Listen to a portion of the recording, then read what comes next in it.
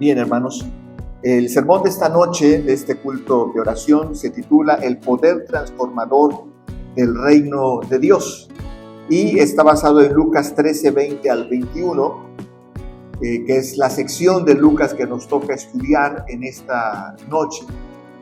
Así que vamos a estar aprendiendo de la palabra aquí.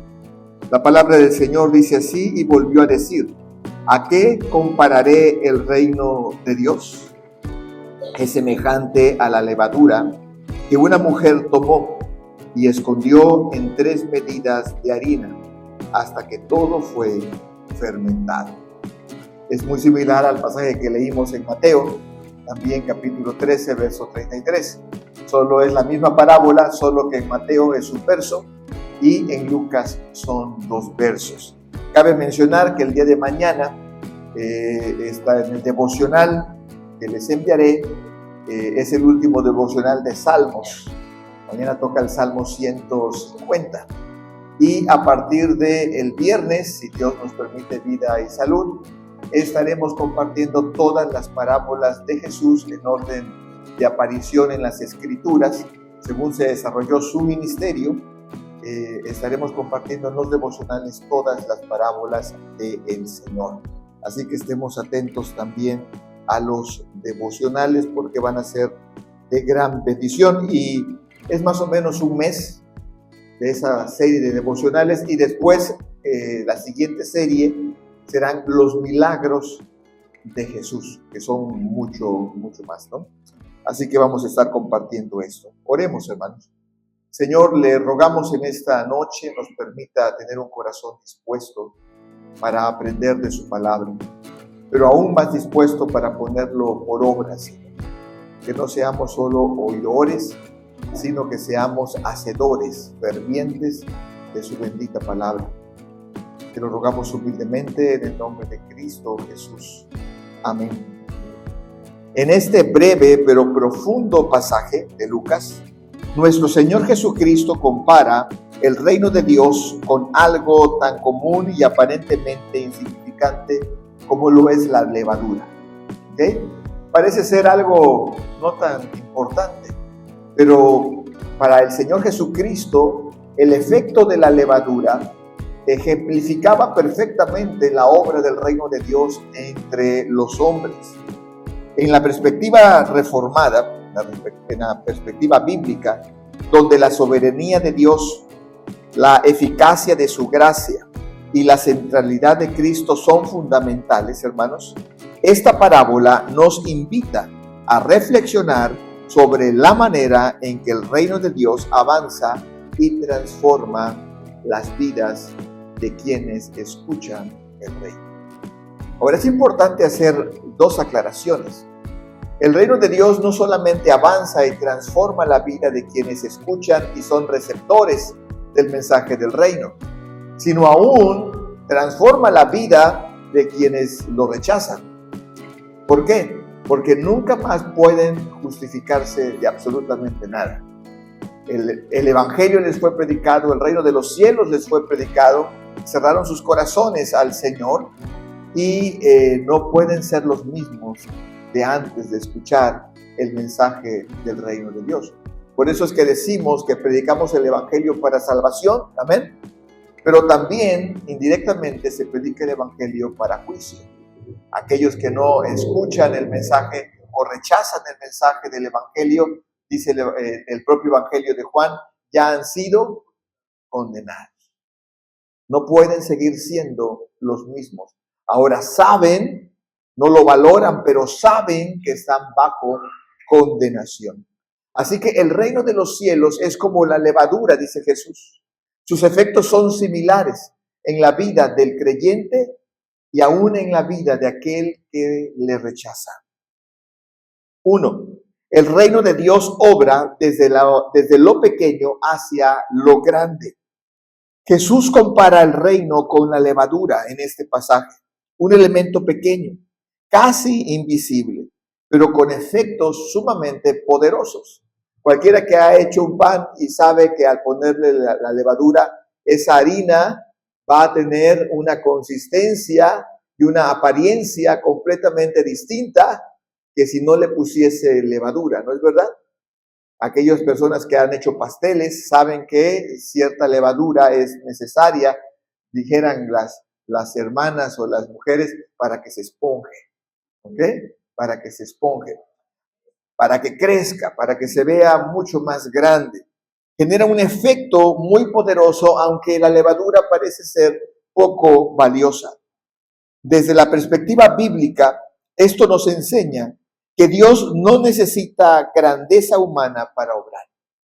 Es decir, a Dios no le hace falta nuestro proceder para que su reino avance.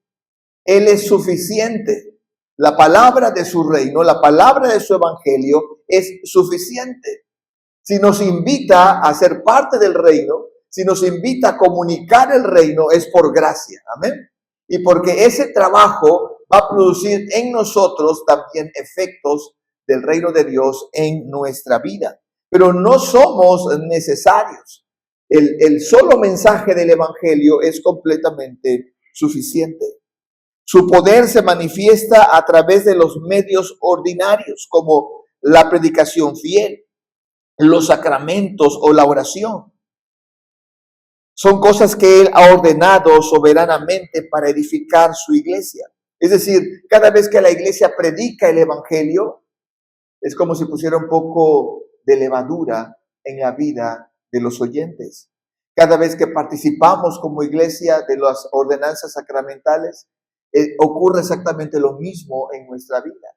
Cada vez que oramos, ocurre exactamente lo mismo en nuestra vida. Dios está obrando con el poder de su palabra, con el poder de su reino en nuestra vida.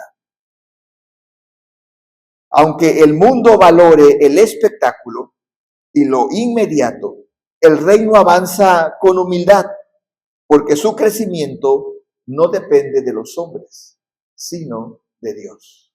El reino de los cielos avanza de manera constante. ¿Se acuerdan lo que predicaba Juan el Bautista? Arrepentíos. ¿Por qué? Porque el reino de los cielos se ha acercado. Y cuando Jesús comienza su ministerio, ¿qué predicaba? Arrepentíos porque el reino de los cielos se ha acercado. Y Jesús predicó el reino de Dios al predicar el evangelio. Y la iglesia del primer siglo lo hizo, y la iglesia a lo largo de los 2000 años que han transcurrido lo ha hecho. Y el evangelio ha avanzado de manera poderosa en todo el mundo. Hace poco escuchaba a un teísta. Entendemos, los teístas son personas que creen en Dios, pero no participan de ningún culto. Solamente saben que Dios existe, saben que Dios es real, la ciencia les muestra la existencia de Dios, pero no necesariamente participan de algún culto, de alguna religión. Pero escuchaba a un teísta y decía algo bien interesante. Decía, si yo debo de convertirme, yo me convertiría en cristiano. Y le preguntan, ¿por qué? Y dice, da dos razones. La primera es porque de todas las religiones, es la única que es perseguida.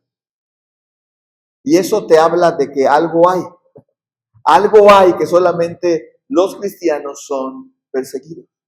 Y lo segundo que menciona es porque es impresionante el crecimiento del cristianismo a lo largo de la historia de la humanidad. Y eso, dice él, me hace entender que sin duda el cristianismo es la religión de Dios, decía él.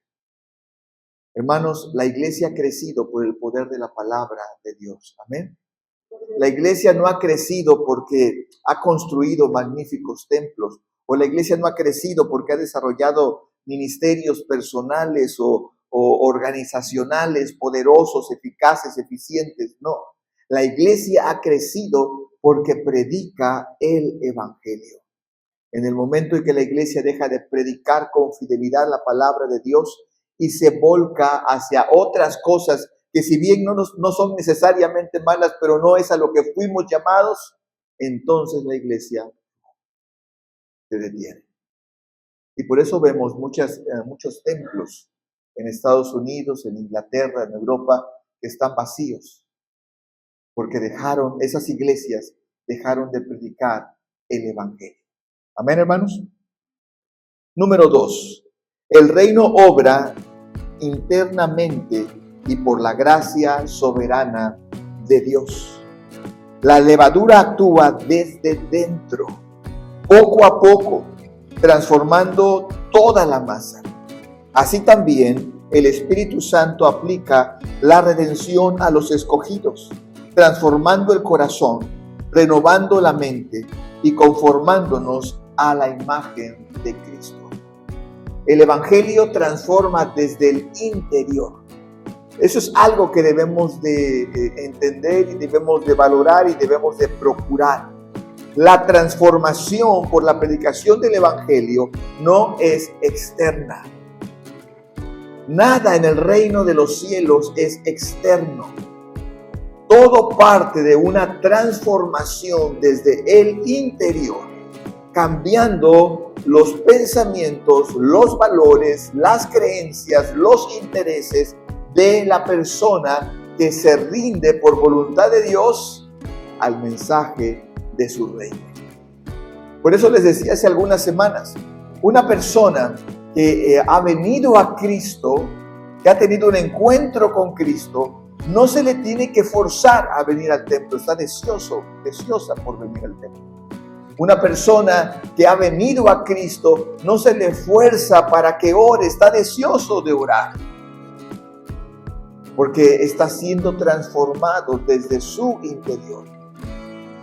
Y a veces fallamos en esta percepción, pero esta parábola nos hace entender que Dios obra desde el interior de nuestro corazón, desde el interior de nuestra alma, no mejorándonos, sino transformándonos a la imagen de Cristo. Eso es algo que debemos de entender, porque hoy día se predica un evangelio de la mejora.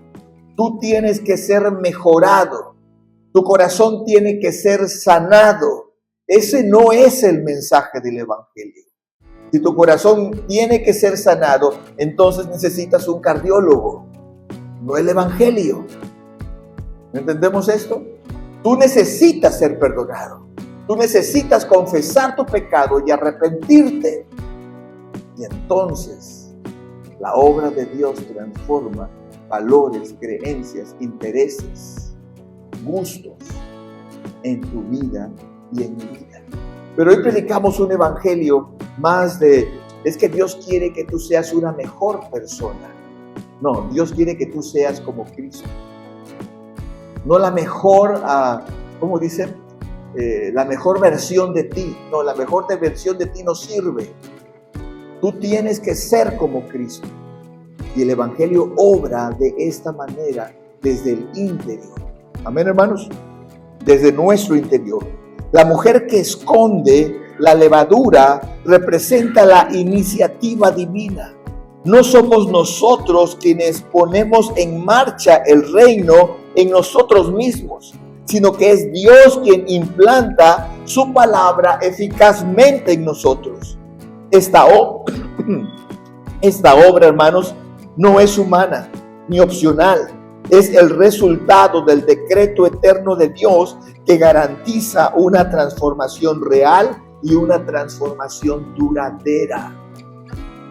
Por eso es que no fuimos llamados a la sanidad de nuestro corazón, ni fuimos llamados a la mejora, sino fuimos llamados a la regeneración, a la justificación y a la santificación, que no es lo mismo que la mejor versión de nosotros.